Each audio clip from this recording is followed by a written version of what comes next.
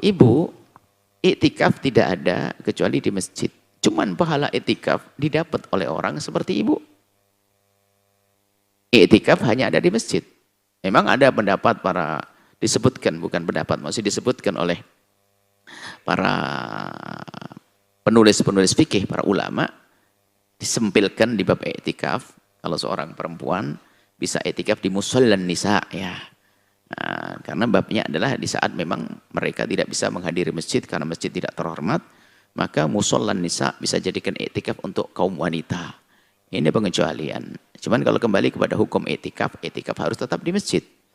Tapi musollan nisa adalah kalau ke masjid mungkin malah tidak terhormat, maka berkumpullah seorang perempuan, para wanita di sebuah tempat khusus melakukan iktikaf di musolanya, tempat sholatnya.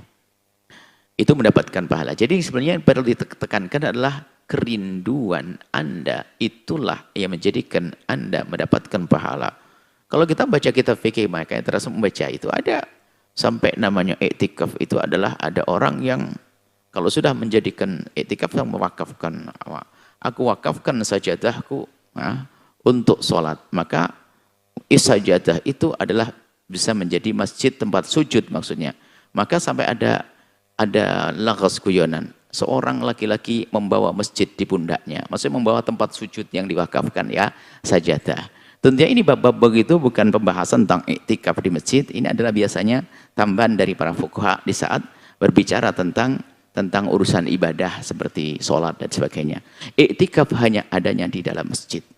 Kalau Anda tidak bisa iktikaf di masjid karena satu hal, mungkin Anda seorang wanita yang tidak menemukan masjid yang terhormat, Anda di rumah.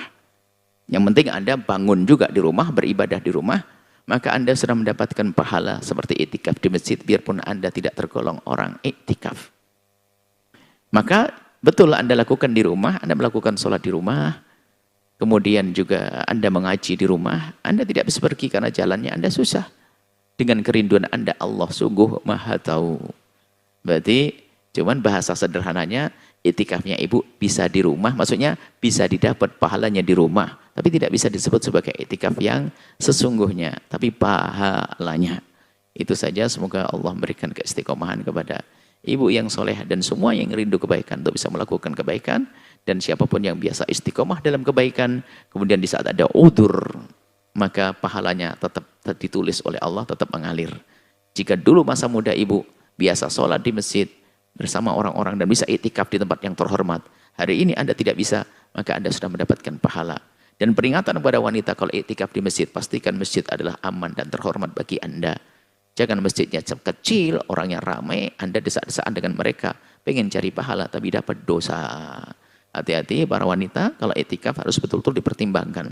Kemudian kepergian Anda pun juga harus terhormat.